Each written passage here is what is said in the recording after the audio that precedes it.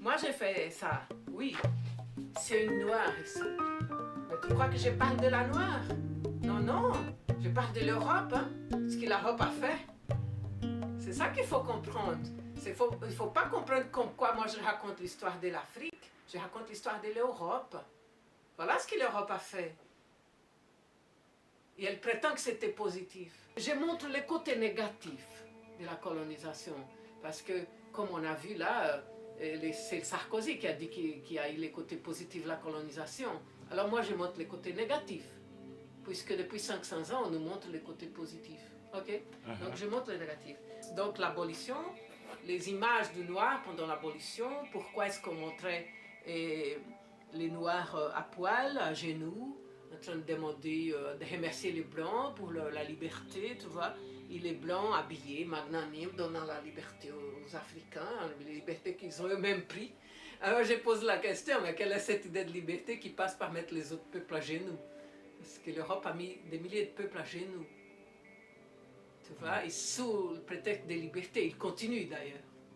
La chasse aux nègres, hein, aux États-Unis, ils fouillaient aussi partout, il y a eu des palenques, tu vois, il y a des communautés noires perdues dans les forêts, un peu partout, et ils fouillaient partout, ils fouillaient. Là, c'était les annonces, hein, et la chasse aux nègres.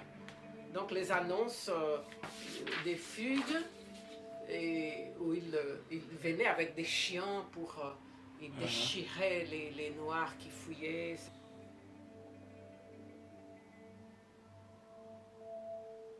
Quand on parle d'esclavage, on met toujours en avance les noirs qui ont collaboré. Mais quand on parle d'abolition, on met toujours les blancs qui ont signé les décrets comme grands abolitionnistes.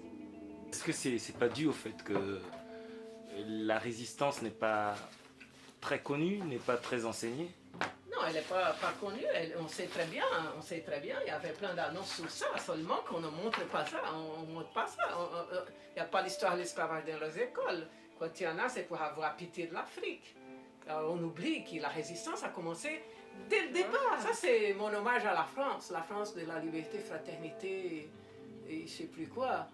Tu vois, les donneurs de leçons, c'est les grands empires français. C'est quoi la carte des droits de l'homme et les codes noirs. Ah, On y arrive, le code oui, noir. on arrive. Les codes noirs. Pourquoi les codes noirs et la carte des droits de l'homme? Parce qu'elle a été faite en 1789. La Révolution française a été payée par l'esclavage, par les trafics négriers. Hein, c'est l'argent des colonies qui a payé la Révolution française. D'ailleurs, les symboles, c'est la guillotine. Hein. La grande révolution, c'est les symboles, c'est la guillotine. Et les codes noirs, la mise en application, c'était de 1685 à 1848. Calcule, tu vas voir combien d'années après les droits de l'homme. Les droits de l'homme blancs. Les codes noirs, c'était pour les noirs. On pouvait leur arracher les couilles, on pouvait écraser son pénis, on pouvait arracher les oreilles, on pouvait les tuer, tu vois, pendant que les droits de l'homme faisaient sa grande propagande dans le monde. Au Brésil, par exemple, personne ne sait ce que c'est les codes noirs, mais si tu demandes les ordonnances philippines, c'est basé sur les codes noirs. Si tu demandes le code de la Louisiane aux États-Unis, c'est basé sur les codes noirs. Donc chacun donnait son nom, ses lois, mais c'était la même chose. Hein. C'était les mêmes ordonnances. Alors, vous connaissez très bien Luis Salamonas? Oui, pas très bien, mais enfin, on a eu des rencontres. C'est quelqu'un que j'admire énormément et qui a fait un travail et qui méritait, comme on dit, d'être condecoré comme un homme juste. Parce qu'il a fait vraiment quelque chose c'est le diviseur des eaux, comme on dit au Brésil. Il a déterré quelque chose qui était enfoui depuis des siècles et qui est essentiel pour la connaissance de l'esclavage aux Antilles. Et même dans le monde, parce que tout a été calqué sur ces codes noirs.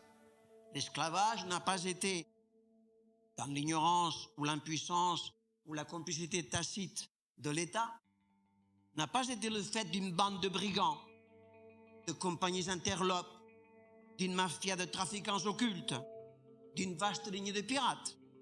Il a été la conséquence de l'acte étatique de son instauration et de sa légitimation royale. Il a fait connaître quelque chose d'important pour... Il a fait connaître quelque chose qu'il ne fallait pas. Attends, les rois soleils, les 14 qui a pondu un texte monstrueux, comme ça. Comme nous savons tous, il y a une grande misère dans les archives de France. Mais les rois soleils, on prétend les montrer comme une lumière qui éclaire le monde. On prétend montrer que la France est la gardienne de la liberté, de la fraternité, de l'égalité. Et tout sort en texte pareil dans un pays qui a fait la carte des droits de l'homme, la charte des droits de l'homme.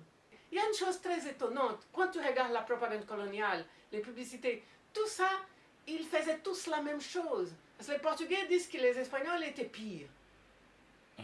Les Espagnols disent que c'était les Français disent que c'était les Anglais. Tu vois, c'est la quadrille. Et finalement, ils étaient tous mauvais, alors, parce que chacun dit que l'autre était mauvais. L'Angleterre publie énormément sur la Belgique. C'est la bête noire de l'anglais, c'est le roi Léopold, Paul II, de Congo. Donc l'Angleterre publie, fait des films, et elle choque le monde avec ce que la Belgique a fait au Congo. Mais il y a une chose qu'ils oublient de dire, c'est que, bon, si Léopold a fait 10 millions de morts au Congo, que je ne sais pas si c'est juste les chiffres, mais enfin c'est ce qu'on porte, les Anglais, avec les travaux forcés, c'était 30 millions en Inde. 30 millions de morts pour les travaux forcés en Inde. Mais l'Angleterre, elle a le beurre et l'argent de beurre, parce qu'elle a fomenté énormément de discorde, puis finalement, c'est elle qui a obligé à arrêter les trafics négriers, mais elle ne dit pas pourquoi. Hein? Il fallait que les Noirs restent en Afrique, pour travailler là-bas pour eux, parce que c'était la révolution industrielle, on avait besoin de matières premières. Moi, j'ai des documents ici de la Belgique. Maintenant, la mode, c'est dire que c'est impossible comment on dit, dédommager les Noirs, parce qu'on ne pourrait pas faire les comptes. Moi, j'ai des livres ici, où la Belgique, pendant un an entier, elle dit tout ce qu'elle a sorti du Congo. En tout. Des bananes à l'uranium. Et pour les phares de guerre. Première guerre mondiale. En vie humaine, en tout. J'ai ici un petit livre qui a été publié par le ministère des colonies belges. Et qui plus jamais on a entendu parler de ce livre. Je vais le montrer bientôt. Il suffit de prendre une année modèle, comme pilote, comme ça. Il dit, voilà, on a été 90 ans, multiplions cette année pour 90. Et on indemnise comme ça. Je suis sûre que les Congolais seraient très contents. Moi, j'avais dit il faut faire de différentes manières. Il y a plusieurs manières de faire ces réparations, parce qu'il n'y a pas que la réparation économique. Il y a culturelle. Il y a des cultures entières qui ont disparu. Il y a des musées qui sont remplis d'œuvres d'art africains. Les Africains ne connaissent pas l'histoire de l'art. Ils doivent venir ici pour connaître leur art. Non, il y a toutes sortes de réparations. Il n'y a pas que seulement économique, mais qui est économique aussi, parce que c'est une justice. C'est des lois qui disent ici que quand on a fait quelqu'un victime, il faut réparer. La réparation, c'est l'argent. Chantal Ackerman, j'ai ici un article où elle dit que ça ne serait pas possible de faire réparation. Et je dis, mais il suffit de prendre ce petit livre que j'ai ici et calculer 90 ans à partir de cette année-là. La France, les gens... D'autant plus que l'exploitation continue, en fait. Et ça continue. J'ai là un petit livre de France où elle montre tout ce qu'elle a sorti des colonies, là.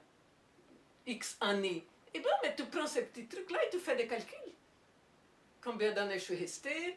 Et je suis sûre que les Congolais seraient très contents d'un premier compte comme ça. Puis, il faut voir les réparations historiques aussi.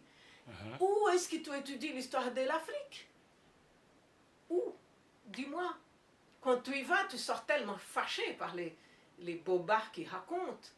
On peut être aussi fâché de l'Union africaine qui ne fait rien qui devrait avoir une certaine autonomie et mettre en place des programmes scolaires différents. Tout à fait. Non, moi j'étais en Afrique, là, c'était des Français et des Belges qui donnaient cours là, aux Béninois, aux petits-enfants béninois. On est resté 4 heures avec ces enfants, tous assis par terre, sans bouger, pas un verre d'eau.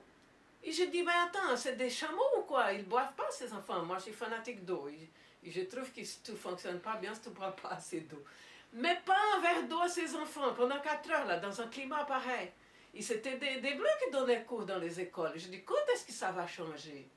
Quand est-ce que les Africains aussi, hein, parfois j'ai envie aussi de donner des baffes à des Africains. Pourquoi est-ce qu'ils ne vont pas étudier la coopération? Pourquoi est-ce qu'ils ne retournent pas enseigner ou faire d'autres choses en Afrique, essayer de comprendre cette histoire et changer quelque chose? Tu vois, il y a des erreurs de toutes parts, il y a beaucoup de peur, hein, il y a beaucoup de réflexes de peur. Il y a eu des moments où j'ai eu très peur hein, de cette histoire. Je me disais, merde, j'ai déjà été en prison, je vais de nouveau aller en prison, je vais être persécutée. Tu vois, au début, j'avais beaucoup de doutes, beaucoup de paranoïa. Petit à petit, au fur et à mesure que j'ai vu cette histoire, que j'ai les racontée, j'ai perdu toute peur. J'ai dit, bon Dieu, Inès, avec ce que tu as vécu en Amérique du Sud, tu vas encore avoir peur, c'est pas normal. Et voilà, j'ai aboli les peurs de ces projets. Moi, j'ai fait ça, oui. C'est une noire ici. Mais tu crois que je parle de la noire? Non, non. Je parle de l'Europe, hein? Ce que l'Europe a fait. C'est ça qu'il faut comprendre. Il ne faut pas comprendre comme quoi moi je raconte l'histoire de l'Afrique. Je raconte l'histoire de l'Europe. Voilà ce que l'Europe a fait. Et elle prétend que c'était positif, qu'elle a amené la civilisation. D'ailleurs, parlons-en. Qui a amené la civilisation? Regarde l'art moderne, d'où elle sort. De l'art primitif. L'art moderne est issu de l'art primitif. Regarde les demoiselles d'Avignon. Qui a civilisé qui? Quand les artistes modernes ont compris ce que c'était l'art tridimensionnel, proportionnel, expressionniste de l'Afrique, de l'océan Indien, tu vois, que ces gens avaient déjà des notions de l'art tout à fait différentes de l'Europe, qui c'était les papes, les rois, les reines, les princesses et l'Église. Hein, c'est tout ce qu'on retratait pendant des siècles ici. C'est au baroque, avec Caravage qu'on a commencé, mais les Renaissances, les baroques, tout ça, c'était déjà les contacts avec les autres peuples, les autres civilisations. Pourquoi on a appelé la Renaissance européenne au XVe siècle? C'est pas les contacts par hasard avec la Chine, avec l'Afrique, avec les Amériques. Qui a civilisé qui? Et pourquoi ces peuples qui ont tellement souffert de ça, qui ont été broyés, pourquoi ces peuples veulent parfois s'identifier à ce modèle qui a été exporté? Tu connais les syndromes de Stockholm, avant la lettre. C'était des terroristes qui ont pris des otages en Suède.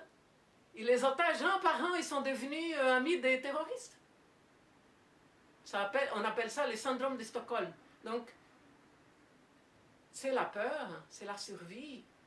Tout le monde n'est pas né pour être héros. Hein. Tout le monde n'est pas fait pour être héros. Il y en a qui doivent survivre, la plupart doivent survivre. Alors, peur, ah ouais, les plus forts, hein, on se met avec les plus forts. Hein. Et certaines personnes disent que lorsqu'on rencontre cette histoire et qu'on n'est pas bien préparé, ça peut procurer quelque chose d'autre, la haine vis-à-vis de qui? Du blanc. Ça, c'est un autre problème que j'ai dû gérer aussi, la haine. Pourquoi est-ce que moi, je ne peux pas sentir la haine? Toi, tu arraches mon œil, tu m'as mis dans des conditions pareilles dans un bateau négrier, tu ne viens plus être aimé. C'est les grandes lumières du monde, ils se croient aimés. Moi, j'ai dû détester, haïr les Blancs pour pouvoir surmonter cette histoire, parce que c'était refoulé, cette rage. Comment tu vas être torturé, tu vas aimer ton tortionnaire? Non, nous avons tous ces sentiments-là. L'amour, la haine, la contradiction, toutes sortes d'émotions. Nous avons tout ça. Eh bien, il faut la ressentir. Je ne dis pas, moi je déteste un tel, mais ça ne veut pas dire que je vais aller le tuer. Mais c'est mon droit de le détester. S'il m'a fait un truc pareil, tu veux que je l'aime? Il s'agit d'une histoire de respect. Il s'agit d'une histoire de respect. Mais je ne peux pas te respecter si tu ne respectes pas ma vie, mon histoire. Comment je vais te respecter si tu ne respectes pas mon histoire? Je n'ai rien sur mon histoire dans les lycées en France, dans les livres. Tu veux que j'aille dire, ah oui, les Français, c'est l'égalité? Fais-moi rire. Il y a un personnage qui revient très souvent au Brésil, c'est Zumbi dos Palmares. Il représente qui pour l'ensemble des C'est notre héros, mais voilà, quand c'est nos héros, on essaie de les dénigrer. Tu sais, je crois que le mot dénigrer vient de nègre, nigre. Nigre. Dénigrer, c'est donc mettre à mal l'image de quelqu'un. Je pense que ça vient de l'époque de la colonisation. Je suis en train de faire des recherches là-dessus. Et on essaie de les dénigrer. Parce qu'ils étaient nègres, parce qu'ils ont combattu les Blancs, donc ils étaient nègres. Avant la lettre, avant la négritude, ils étaient nègres, donc il fallait les dénigrer, les rabaisser. Tu vois? Il y a des gens qui sortent des thèses. Qu'est-ce que ça m'intéresse s'il avait 3 femmes ou 5 femmes, ou qu'il était gay ou qu'il n'était pas? Qu'est-ce que ça m'intéresse? M'intéresse qu'on l'a tué parce qu'il s'est battu pour que les Noirs aient une vie digne.